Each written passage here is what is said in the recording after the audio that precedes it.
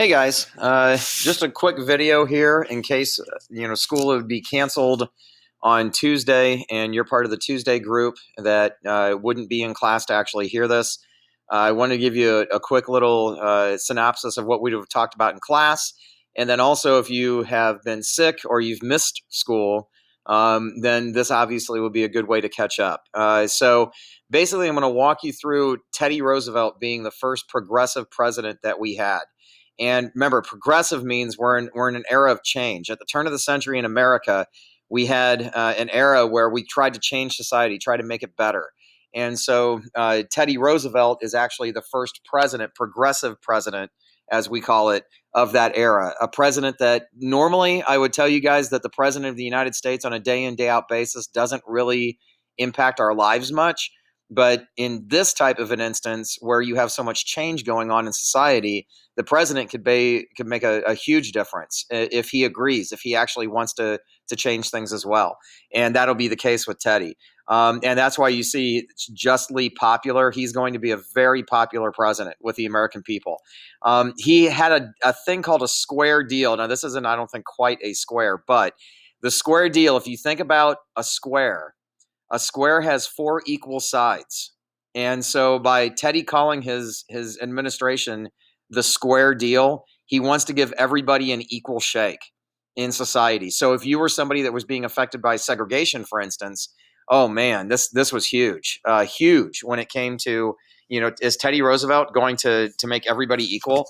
And the question was possibly. We'd have to see. So how Teddy becomes president is kind of an accident. He was the vice president under William McKinley. And as the vice president, you don't do a whole heck of a lot. Well, in 1901, a year into McKinley's second term, he is assassinated. And you can kind of see it here. The man that shot him at point blank range. And when McKinley is assassinated, Teddy is thrust into the presidency in 1901. And so, literally within less than a year that McKinley got elected, Teddy is all of a sudden the president. So when he takes over, one of the things that actually had been big in the news then was a book called The Jungle. And The Jungle was about, this is the book here. You can see it's the meat industry in America.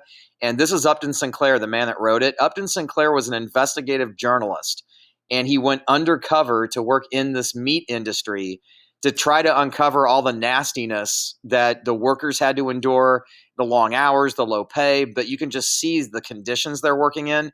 It's literally disgusting. And so he wrote a book to kind of outline that I guess you could say atmosphere that the workers were working in. Well, President Roosevelt will read this book as well, and he will be disgusted at what he reads. And Upton Sinclair wanted the book to focus on the workers. But what people started getting out of it was the disgusting way that meat was being processed in the United States. And they even said that when Teddy Roosevelt read it, that he literally almost got sick to his stomach. Now, I got to note that Teddy Roosevelt was an outdoorsman. He actually liked to hunt. So it isn't that Teddy was a vegetarian or that he didn't eat meat. He actually was a hunter. He knew how to process meat. And they said he was disgusted when he read this book. So one of the things in society that needs to change. So what happened was after Teddy reads about it, there's this big scandal around the jungle with the meat industry. Here's Teddy holding his nose. Okay. So what they do is, with the leadership of Teddy Roosevelt, two things get passed. The Meat Inspection Act, which is pretty self-explanatory. Meat inspection. You're going to have the health inspections for the first time. They're going to go into these places and actually make sure it's clean for the first time. And then the Pure Food and Drug Act basically said anything that you consume, anything that goes in you, if it's food or if it's a drug, has to have a label on it telling you what the ingredients are. And so these two things came out of Teddy Roosevelt and the rest of the population reading The Jungle, reading about the meat industry being so disgusting at the turn of the century.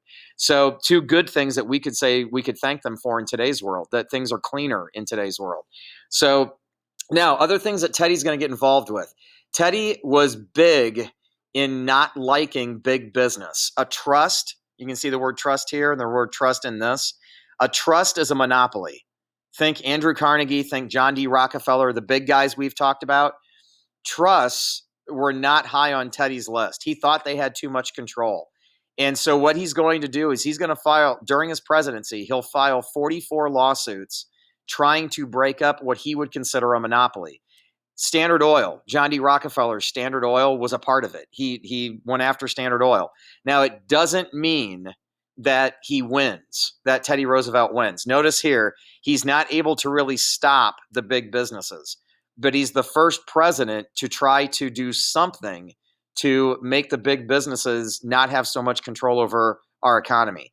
And so in today's world, if Teddy was president in today's world, Amazon, Walmart, companies like that, Microsoft, maybe Disney, Teddy would probably not like those companies because they're too big. And so he's the first president to try to bring those companies kind of back down to earth a little bit. Then you've got this. This was huge.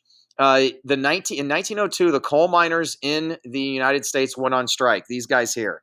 And you can see some depictions here. Miner here, the coal owner is here. And so basically, why this was a national crisis, you see Uncle Sam, here's Teddy. Uncle Sam, we must have that coal. Coal is how you powered things. So coal basically was the energy source, or one of the energy sources we used for the country. So what you're going to have is the coal miners, the owners, actually, so these guys actually will ask Teddy Roosevelt to step in and solve the strike. And when he does that, the owners assumed he would tell the strikers to go back to work and that's it. That's not what he's going to do. Teddy actually does the opposite. He tells the workers, he listens to these guys, and he says, what do you need? What are you upset about? And they were upset about their pay. They said, we get paid an absolutely horrible wage. So Teddy said to the owners, he said, you guys are going to give the workers a 10% increase. And I can't stress this enough, guys. 10% is unheard of. The largest raise I've ever gotten in my life is 3%. And I could have thrown a party for 3%. Ask your parents, if they got a 10% raise, how would they react? That's an incredible amount. But what basically Teddy is telling the owners this time is, I back the workers. I don't back you. And again, think about his trust busting. He doesn't like big business. And so it kind of makes sense that he sided with the workers. So if you're any worker in America right now, you're hoping Teddy Roosevelt is on your side, and he is, because he showed it here with the coal strike. So further not liking big business, well, he spanks the railroads. And we've talked about this, that Teddy was, against big business. Well, the Interstate Commerce Act is going to put the railroad regulation in the hands of the federal government. These are all the lines, the railroad lines that were existing when Teddy Roosevelt was president. Well, this finally allows the government to tell the railroads what they can and cannot do. For instance, they also passed the Elkins Act, which sets a maximum railroad rate. So think about the farmers out west that were mad about how much they were charging. Well, the railroads can now only charge a maximum amount. And so the government's finally doing what people had been asking for so long. And then the no free passes. If I own a railroad company, I can't give you a free pass just because you're my friend. And so they said that that's not fair. That's not, unless you're going to offer that discount to everyone, you can't give it to just people that you know. You can't, that's not fair in business.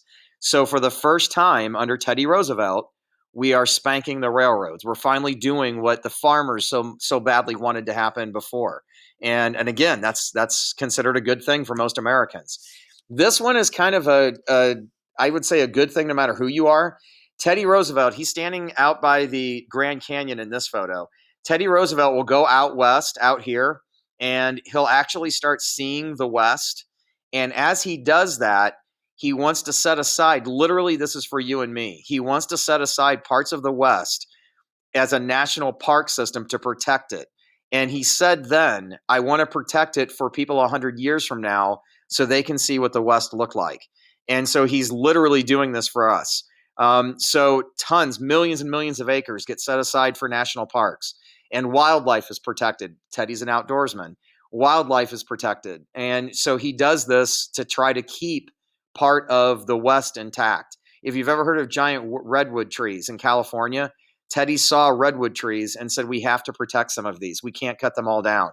And so again, I wouldn't say anybody would say this is a bad thing. But this is another, he's an outdoorsman. This makes sense. He wanted to preserve nature, not just for the animals then, but for you and me. So we could go out to national parks like Yellowstone, Yosemite. We can go out there today and see the West as it was 100 years ago. None of it has been touched. And that's because of Teddy Roosevelt, too. So finally, the thing that again is going to get him in the good graces of a lot of Americans, Teddy Roosevelt's the first president to deal with civil rights. And so now, did he pass a law? No. But he is going to basically say, okay, well, we need to do something to acknowledge that we have a problem. We have a segregation problem. And so this is Booker T. Washington right here. And this is W.E.B. Du Bois, two civil rights leaders at the turn of the century. If you remember, Booker T started the Tuskegee Institute, his own school. And so Teddy invited them to the White House, and he wants to start talking about civil rights and what the government can do. And so I cannot stress enough, no, he didn't pass a law, but the president actually talking about it, it puts it on the table. Suddenly, it's something we all have to talk about, and future presidents are going to have to talk about, is the inequality in the United States. So if you are African American, you also like Teddy Roosevelt. So basically, when I say that Teddy was he was a president for normal Americans, or a people's president, everything that we've talked about, he is helping the normal citizen. He wants to know what your problem is and how he can help. And so, of course, in 1904, he's going to be easily reelected. And the whole country, except maybe for the bigwig business owners, the whole country is behind him. And he's helping the workers. He's listening about civil rights. He's finally doing something about the big businesses that have so much control. And so normal Americans really, really liked him, which is why he is called the progressive president, the president of change, because he did so much to try to help the American people. So that's Teddy Roosevelt. Later this week, we're going to look at William Taft, the guy that will replace Teddy eventually, and Woodrow Wilson, the next two presidents. And the key thing is that if you have a president that's really, really popular, if you come after this person, you've got big shoes to fill. And so Teddy Roosevelt's going to be really popular. So if you're Taft, if you're Wilson, what can you do to be as popular as Teddy, or maybe keep doing the things that he was doing too? So that's Teddy Roosevelt. He's one of my favorite presidents, mainly because he was so normal. He was who he was. And if you didn't like it, okay, but pretty much he wore everything on his sleeve, and he tried to help the normal American person. Not every president does that. So that's Teddy, and we'll look at Wilson and Taft later on this week. See you guys.